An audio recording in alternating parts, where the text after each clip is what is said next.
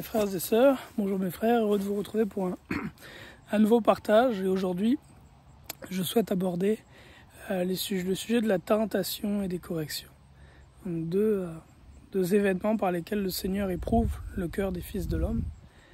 La tentation et les corrections. Puis, avant d'aller de l'avant, je vais faire une parole de prière. Je veux d'abord lier au nom de Jésus-Christ de Nazareth tout esprit de divertissement, de déception, de séduction qui empêcherait quiconque de recevoir ce partage.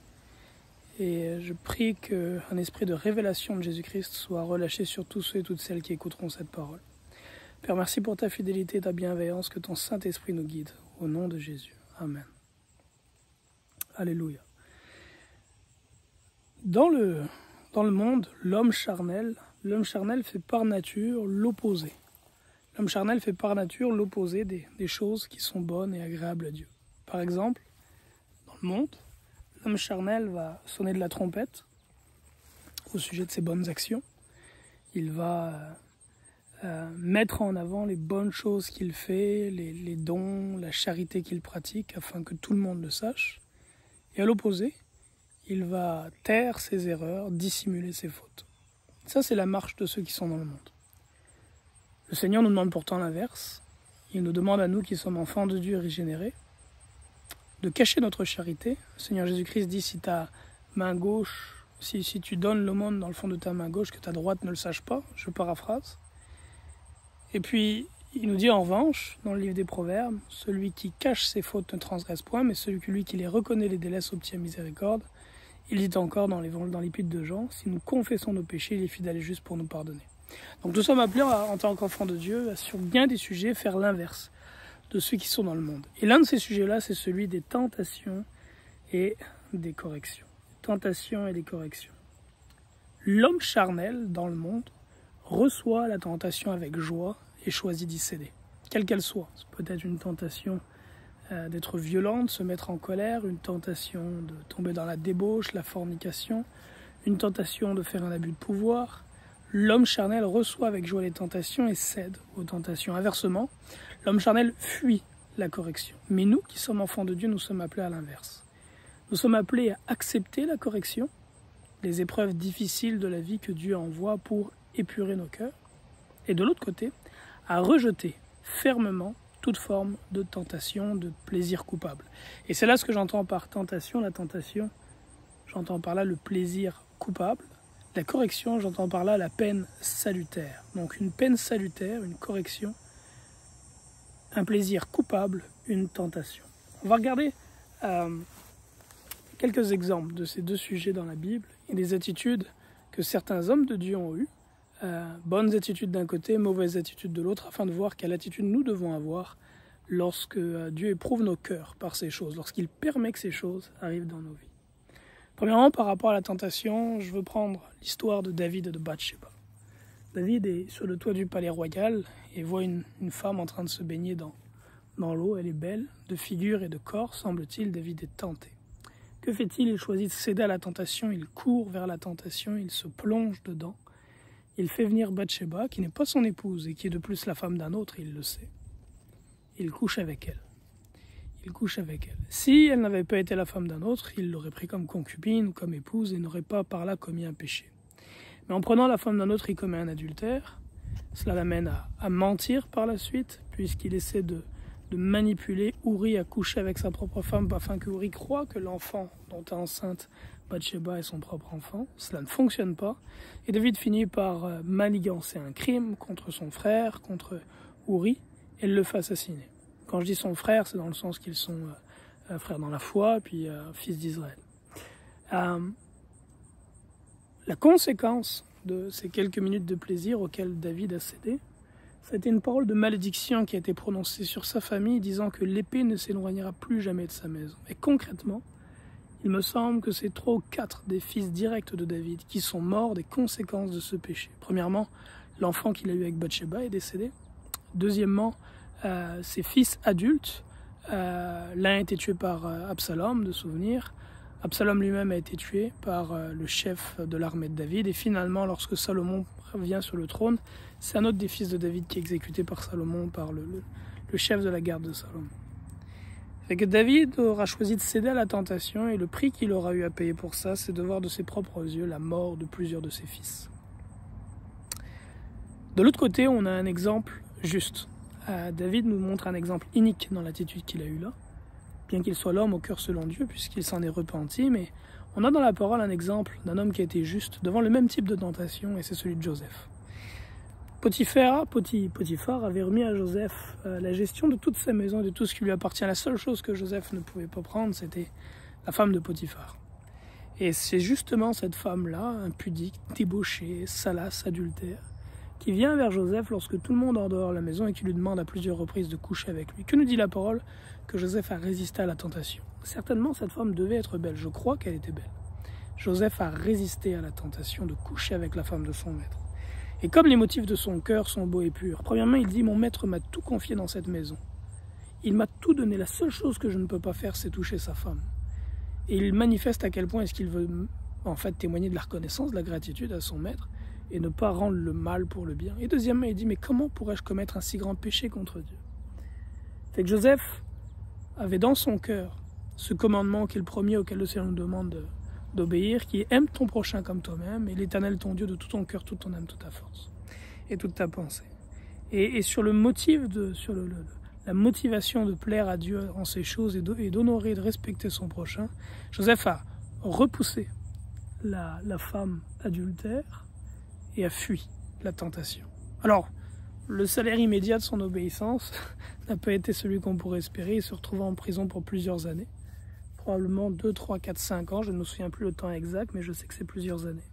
Mais ceci étant dit, le salaire final de son obéissance, c'est que Dieu l'a élevé. Il l'a élevé à la droite de Pharaon. Fait que Dieu a éprouvé Joseph d'abord avec la tentation. Et Joseph s'est montré fidèle dans la tentation. Il a résisté à la tentation. Et deuxièmement, par la suite, Dieu éprouve Joseph par l'épreuve, justement, une peine salutaire, la prison, alors qu'il ne la méritait pas. Et là encore, en prison, Joseph a manifesté une attitude sainte. L'attitude sainte, c'est d'accepter l'épreuve que Dieu envoie, sans faire ressortir d'amertume, mais de prendre au contraire ce temps pour se rapprocher de Dieu. Et il semble que ce soit ce que Joseph a fait, puisque en prison, c'est lui qui a interprété par la sagesse que Dieu lui a donnée les songes reçus par le panetier et les chansons. On va parler maintenant des épreuves, justement. On a vu deux exemples d'hommes de Dieu qui réagissent à la tentation de façon différente. L'un qui échoue en tombant dans la tentation, l'autre qui réussit en résistant à la tentation. L'autre exemple et l'autre sujet est celui des épreuves. Et au niveau des épreuves, il y a deux hommes que je veux prendre, un père et son fils, Asa, et son fils Josaphat, tous les deux rois d'Israël, rois de Juda. Asa était un roi qui était fidèle à Dieu, mais vers la fin de sa vie, il s'est détourné de Dieu et Dieu a envoyé sur lui une épreuve. Asa est tombé gravement malade, ses pieds sont devenus malades. La parole de Dieu, la Bible précise que même dans cette douleur affreuse qu'il a vécue, il n'a pas cherché l'Éternel. Au contraire, plutôt que de chercher l'Éternel, il a cherché les médecins, les guérisseurs, et ceux-ci n'ont pas amélioré sa situation. Après quelques années, 2 ou 3 ans à être malade, Asa est finalement mort. Lorsque l'épreuve est arrivée dans la vie d'Asa, Asa n'a pas accepté l'épreuve, il l'a rejetée, il a cherché toutes sortes de solutions pour en sortir. Alors cela ne signifie pas qu'il ne nous faut pas désirer la guérison, mais la première chose, c'est de chercher la face de l'Éternel. A l'inverse, on voit son fils Josaphat, qui lui aussi a fait des choses bonnes et a été un roi fidèle à Dieu, mais des choses aussi mauvaises qui ont attisé la colère de Dieu, notamment le fait qu'il se soit allié avec Akab, l'époux de Jézabel, cet homme, ce roi d'Israël qui avait une vie abominable aux yeux de Dieu. Josaphat s'est lié avec lui, suscité la colère de Dieu, et Dieu envoie sur Josaphat, permet que viennent sur Josaphat et sur Juda les armées de l'ennemi, en grand nombre. Josaphat, dit l'Écriture, saisi de frayeur, s'est disposé à chercher l'Éternel. Donc il n'a pas cherché le roi de Syrie ou le roi de l'Égypte pour prendre sa défense, non, il a cherché l'Éternel. Et comment est-ce qu'il s'est disposé à chercher l'Éternel? Dans le jeûne et la prière, nous dit la parole, il a convoqué un jeûne. La résultante de ça est absolument superbe. C'est que Dieu dit à Josaphat, tu n'auras même pas à combattre. Et dans les faits, Josaphat et son armée n'ont même peu à combattre. C'est Dieu lui-même et son armée qui ont tendu un piège à l'ennemi qui venait attaquer Josaphat. Donc on voit par ces exemples-là, en fait, d'un côté, des hommes qui ont cédé à la tentation et qui ont repoussé l'épreuve et qui ont eu un jugement dur de la part de Dieu en résultant de ça. Et de l'autre côté, des hommes qui ont renoncé à la tentation, qui ont résisté et fui la tentation et qui ont accepté l'épreuve en cherchant la face de Dieu. Et la résultante, c'est la bénédiction et la gloire sur la vie de ces hommes-là. Personnellement, je peux vous partager quelques exemples qui me viennent de ma vie personnelle, dans lesquels j'ai eu à être tenté. Je me souviens, il y a une quinzaine d'années, lorsque je commençais ma marche avec le Seigneur, à l'église assemblée où j'étais à l'époque dans la secte adventiste.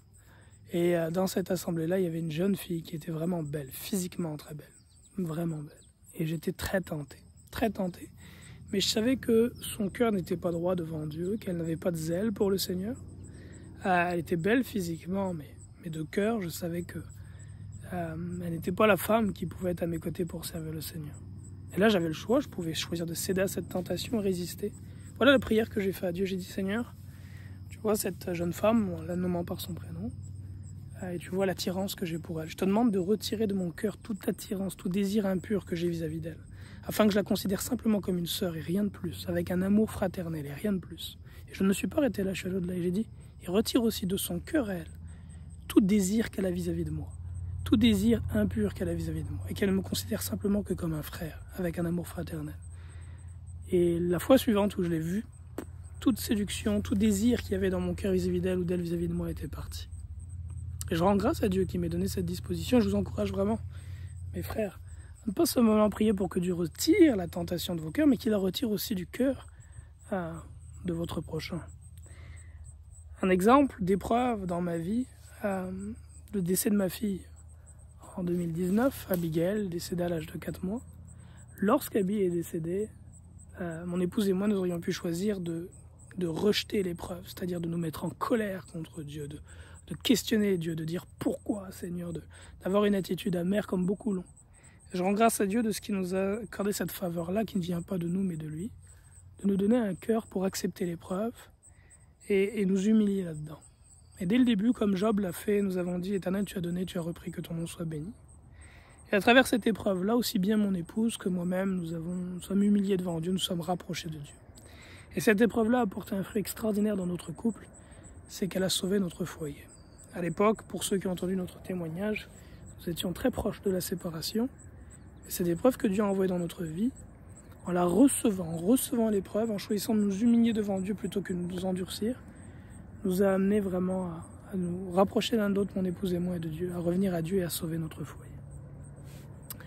Alors, je ne suis pas en train de dire que nous devons avoir une attitude passive par rapport à l'épreuve.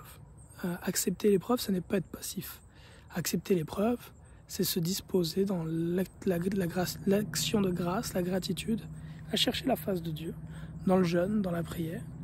Mais ça peut aussi être des fois, attention, de chercher à combattre contre l'épreuve. Dans le sens où, si tu as un accident, c'est probablement, oui, une épreuve que Dieu envoie pour t'amener à la repentance, souder ton cœur, t'éprouver.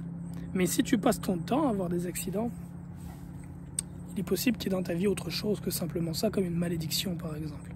Mais là encore, la solution sera la même. Si tu cherches la face de Dieu, Dieu te révélera la malédiction qu'il y a afin que tu puisses la briser au nom du Seigneur Jésus-Christ. Le monde dans lequel on vit s'indulge dans les tentations en toutes sortes, en y cédant la pornographie, les violences, l'amour de l'argent, les abus de pouvoir, et rejette les corrections. Vous pouvez y penser simplement à chaque fois que nous arrivons à la fin d'un cycle économique et que notre économie qui est basée sur les dettes, aussi bien les dettes tout d'abord des familles, des nations, puis après ça les dettes des États, parce que les États sont à l'image des familles qui les composent. Lorsque nos systèmes économiques basés sur les dettes arrivent à un fin de cycle où normalement une crise doit arriver pour que chacun reçoive la monnaie de sa pièce, plutôt que d'accepter la correction économique, les familles et les États s'endettent davantage pour repousser encore plus la correction. Dans une société qui rejette la correction et qui s'indulge dans les tentations. Mes frères et sœurs, je nous encourage à marcher différemment de ce monde. Acceptons la correction et rejetons la tentation. Là-dessus, que Dieu vous bénisse abondamment en Jésus-Christ. Shalom. Bye bye.